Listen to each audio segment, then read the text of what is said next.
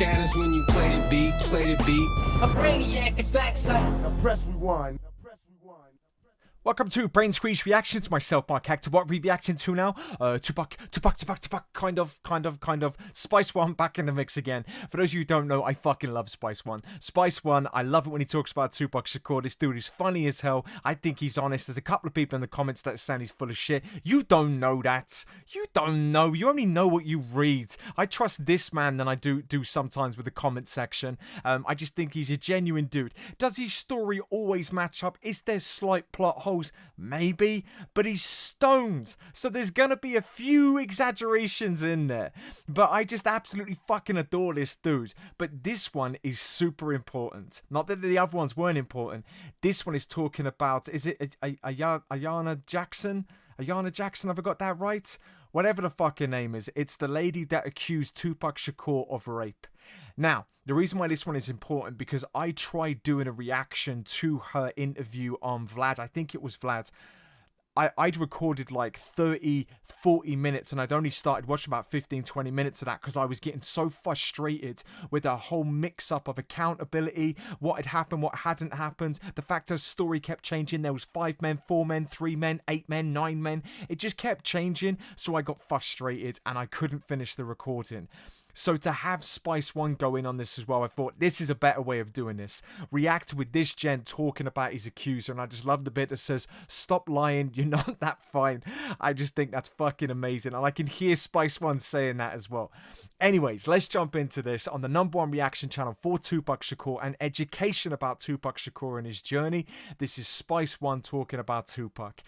Comment section is for love, it's not for hate. Haters go fuck oneself. Let's fucking go. How are you doing anyway? You alright? Yeah, you're fine. Of course you are, man. You listen to the old, what was it, Fair Exchange? Get the sex education of Tupac Shakur? You haven't? Well, will you go and do that and then come back to this one? Jeez. I still love that. If I'm not mistaken, Tupac, he spoke to you about the Ayanna Jackson situation, right? Ayanna, that's yeah. Man, whoever he left in that room with that broad, that's who did that shit. Whoever was in the room with that broad when he left, that's who did that shit. You know what I'm saying? Like, they ain't had to rape nobody and shit.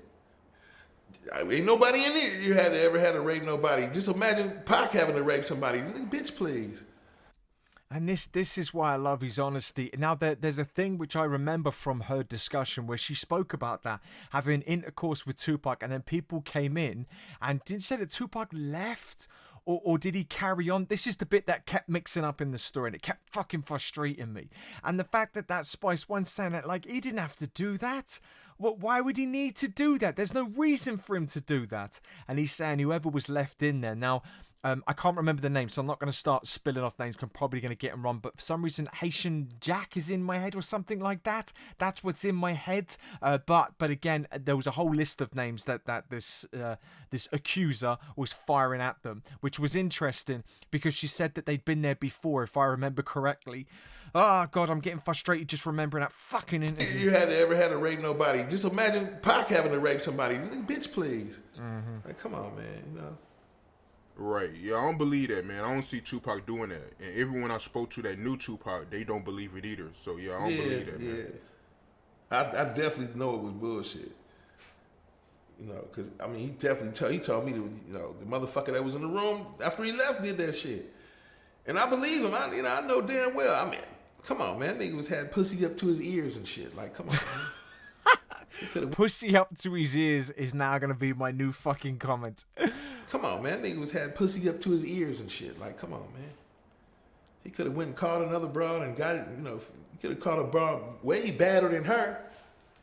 You know what I'm saying? He could have called a broad that looked 10, 20 times better than her and shit. You know what I'm saying? Crazy. Right, but hey, did you see that interview she did with Vlad TV some years ago? How do you feel about the interview? This is gonna be interesting, man. I did not expect that fucking question to be coming out. How did you think about the interview?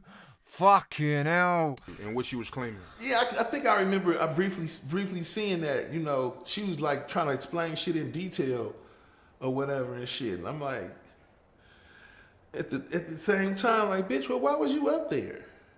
You know, why you sit there and you know, you supposed to bounce out anyway. You know what I'm saying? If that's not what you bout, you know what I'm saying?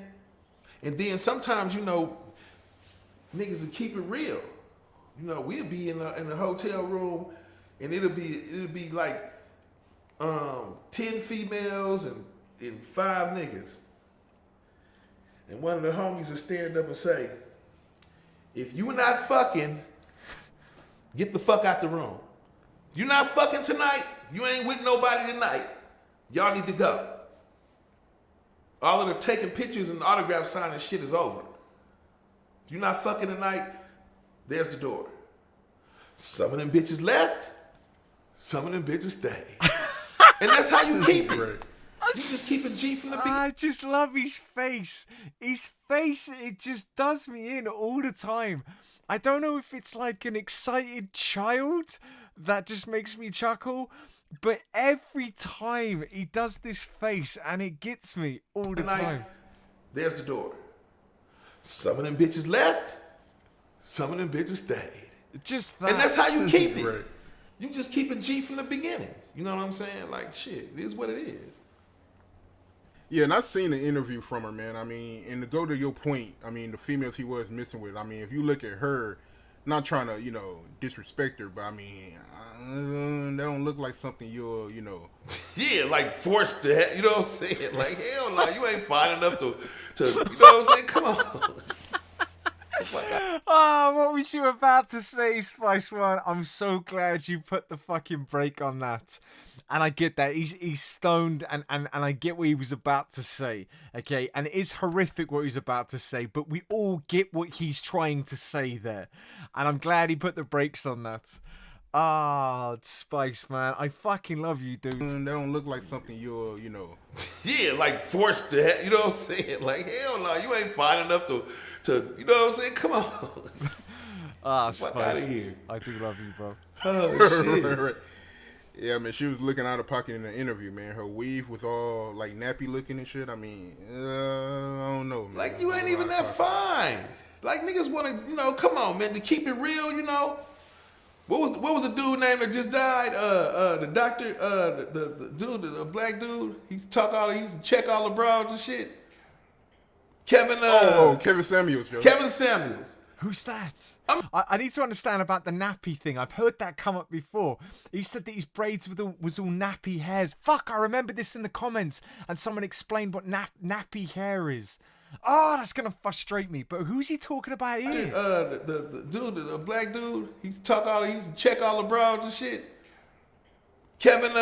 Kevin Samuels, yo. Kevin Samuels. I mean, keep it real though. You know what I'm saying? Niggas gonna keep the shit real. Like, you know, I don't know who that is. Shit, you ain't. Yo, don't sit up here and act like you all that and shit. And you really ain't. Like, niggas. I'm gonna say on some real shit. This some Kevin Samuels shit, nigga. Niggas want exotic bitches. We want bitches who can't even speak English with different color eyes and long pretty hair and shit. That's what and that alone, that and the bitch gotta have her own money and have her own shit legally.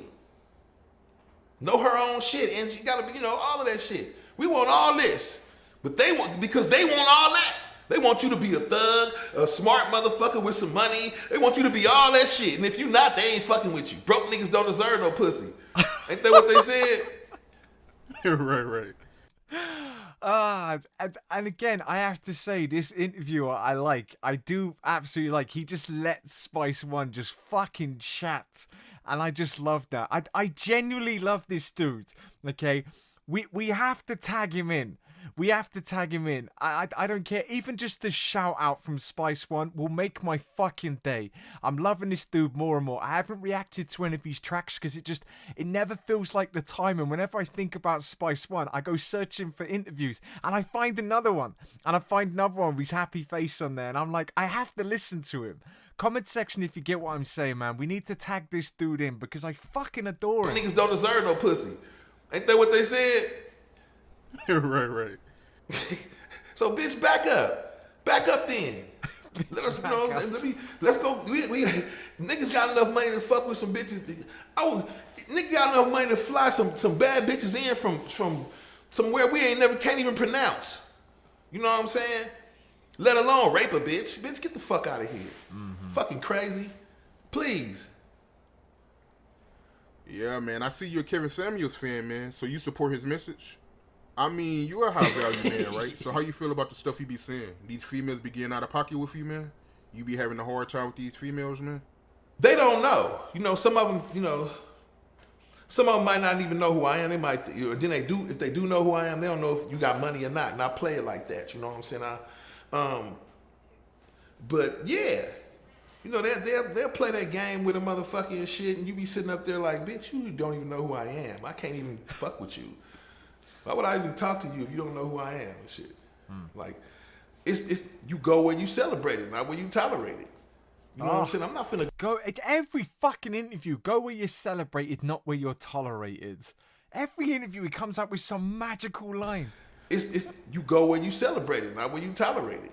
You know what I'm saying? I'm not finna go over here and this bitch don't know who I am and it disrespecting me when this one over here know. They say, oh, why you fucking with her? She a groupie.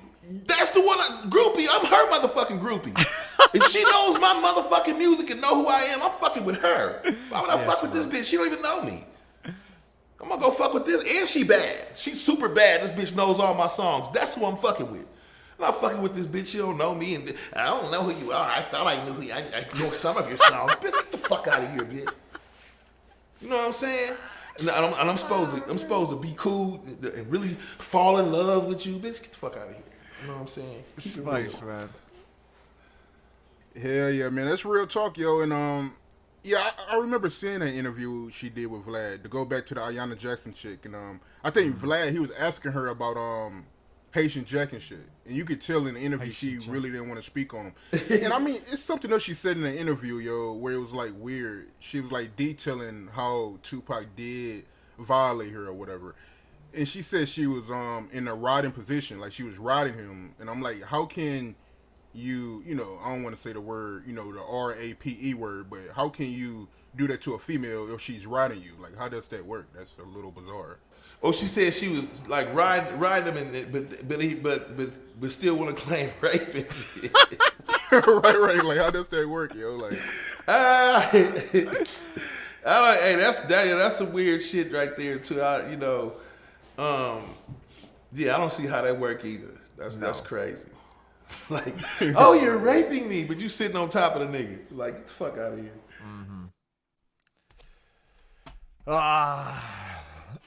With Spice One, I just enjoy him as an individual. I mean, it's a tough topic, and obviously laughing about it. Don't take that out of context, because I'm taking it from this liar, and I've watched it. And if you watch the interview, just take a couple of minutes to listen to the complete change in story throughout within the first 20 minutes. And just the fact that she was posing by a Tupac mural or a painting and all these weird things that she was doing.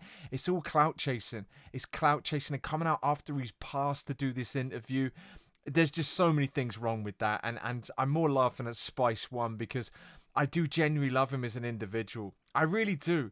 And I know there's plot holes in what he's saying, and sometimes he's waffling, but so do I. I'm waffling now. I would just genuinely love to meet that individual and just talk some shit about Tupac Shakur. You clearly don't have to do a lot, so that interview was good because he doesn't have to do a lot. Spice One does it all for you, and I think that's what makes him genuine. And I enjoy it. Comment section, some love for Spice One. Let's tag him into this. Let's get some smiles on his face at least. Comment section for love, not for hate. And that's about it. Whew, it is a hot day and a busy day, but fuck, man, I've got work to do. Do you mind? I've got stuff to do.